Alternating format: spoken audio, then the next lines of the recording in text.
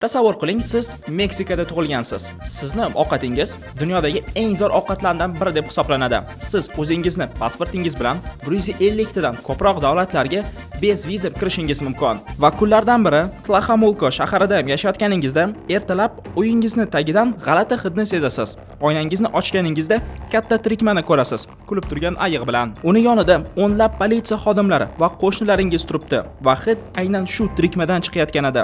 Hidi esa har soat kuchayib borayotganda. Sizni birinchi fikringiz, tirikmani ichida o'lgan hayvonlarni tanasi bor. Lekin unda shuncha politsiya nimaga kerak edi?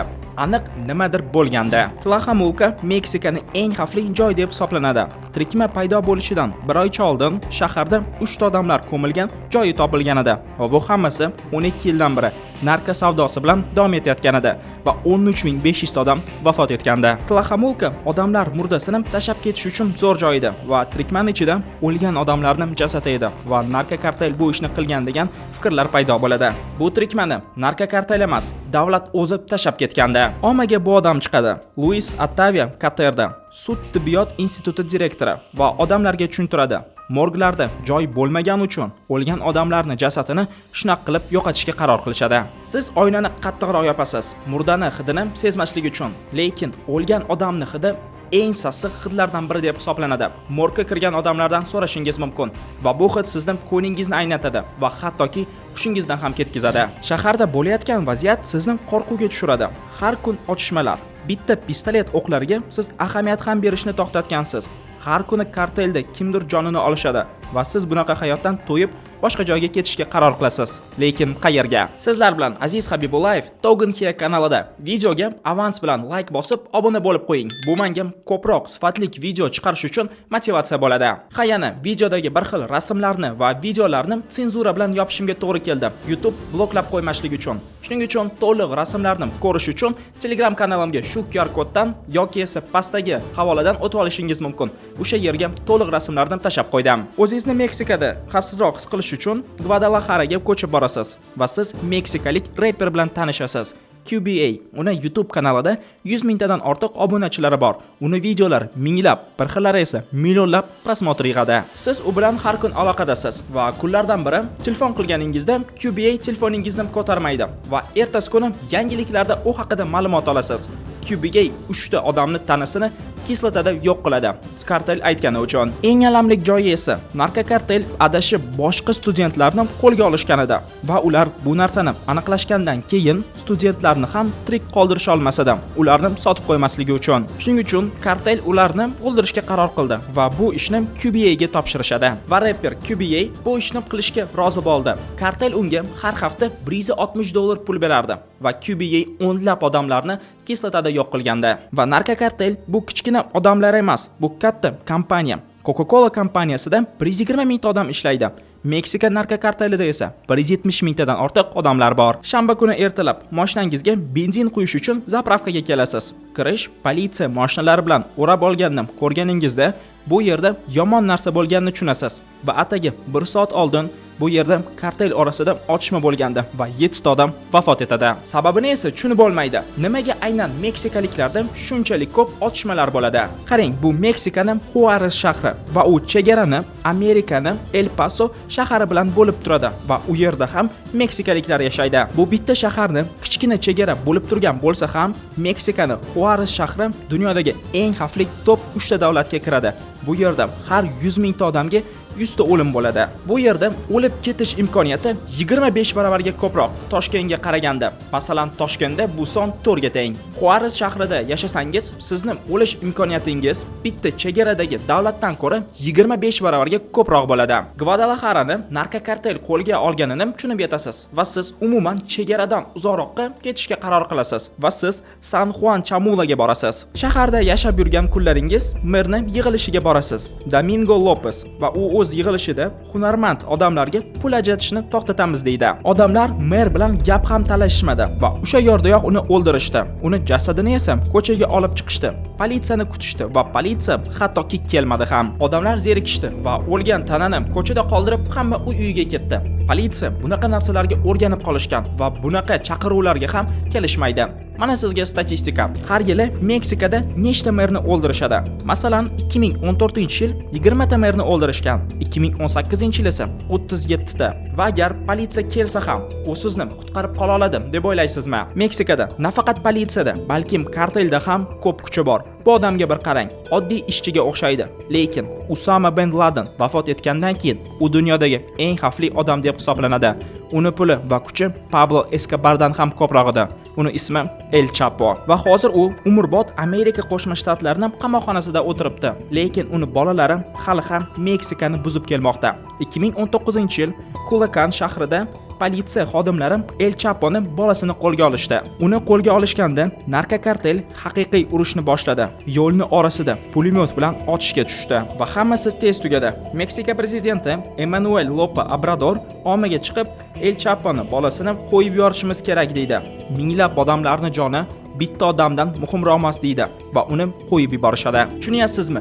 Meksika prezidenti o'z qarori bilan El Chaponi bolasini qo'yib yuborishga to'g'ri keldi va bu hammasini 130 milliontadan ko'proq meksikaliklar ko'rishayotganida va bu degani ular kartelga qarshi chiqisha olmadi. Aytishingiz mumkin, buni to'xtatish uchun hamma narkomanlarni qo'lga olib, qamoqxonaga yoki esa o'ldirib yuborish kerak va bunaqa narsa ham tarixda bo'lgan. Filippin prezidenti Rodrigo Duterte jonli efirda davlat telekanalida Gitler bilan odam o'ldirish bo'yicha sporlashib qo'yaman deydi.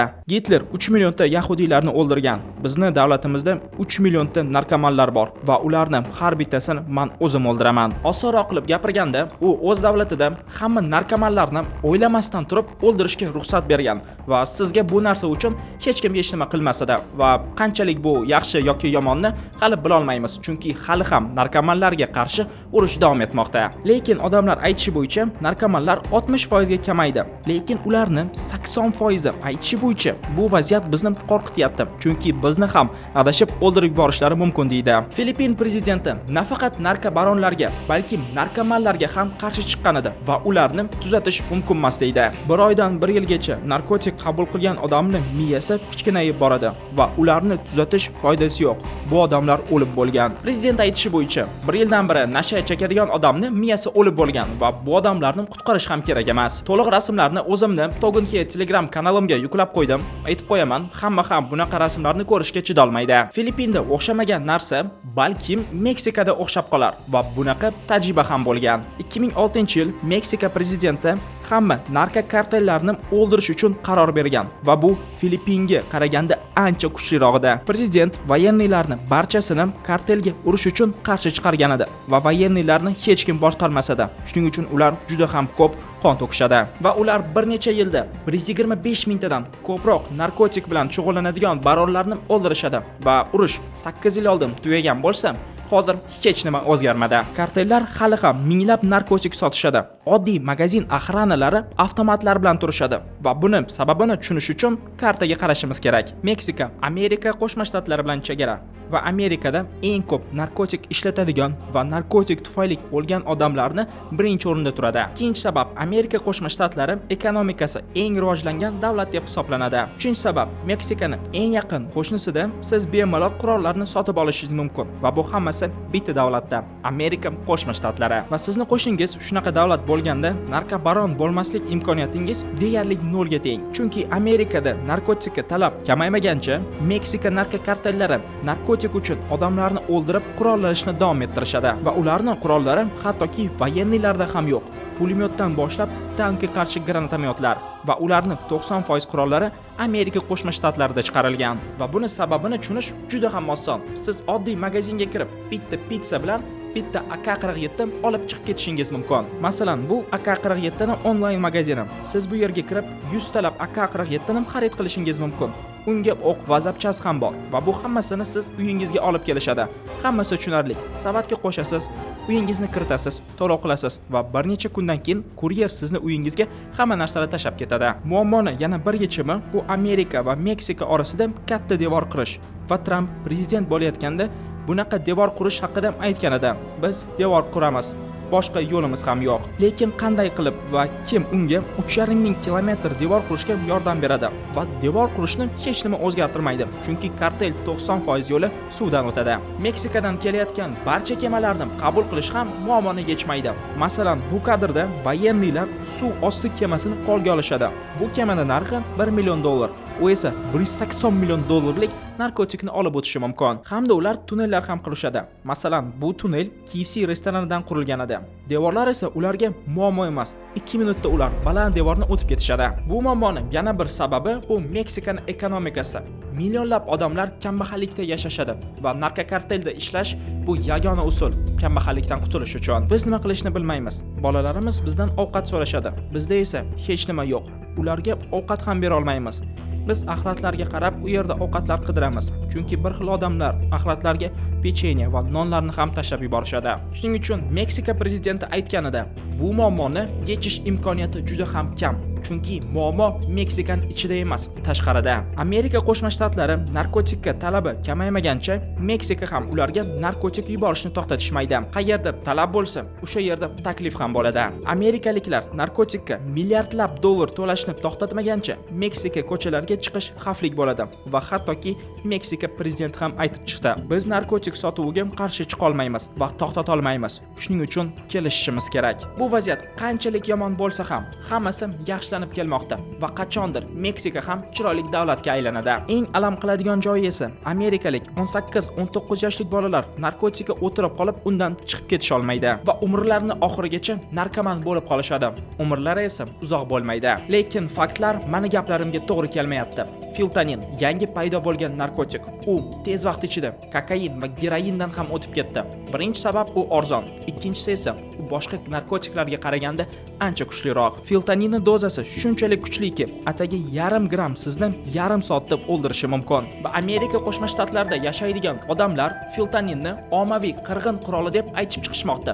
Lekin Amerikadagi yangi qonunlar tufayli Amerika Zombielandga aylanmoqda. Los Angeles, Filadelfiya ko'chalarida odamlar trank narkotikani ishlatib zombilarga o'xshab qolishyapti va sizga politsiya hech nima qilmaydi, chunki bu hammasi qonuniy. Agar Zombieland haqida ko'proq ma'lumot olmoqchi bo'lsangiz, Kanada davlati haqida qilgan videomni ko'ring. U yerda Zombieland va trank haqida to'liq ma'lumot berganman. Sizlar bilan esa Aziz Habibullayev Togen Here kanalida edi. Videoni shu yergacha ko'rgan bo'lsangiz, like bosib obuna bo'lib qo'ying. Bu menga ko'proq va sifatli video chiqarish uchun motivatsiya bo'ladi. Hammaga kattakon rahmat.